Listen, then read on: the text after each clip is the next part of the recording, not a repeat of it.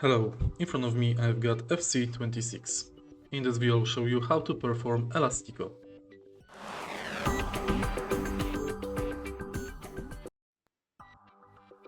Elastico is 5-star dribbling skill. In order to use it, make sure that the player has 5-star skills.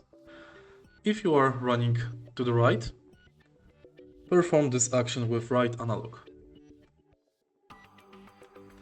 If you are running left, do the same thing, but in opposite direction. If you are running downwards, make the same thing, but from the right to the left, and upwards, again the same, but in the opposite direction. Now let's take a look how it works against goalkeeper. If you find this video helpful, please leave like, comment and subscribe.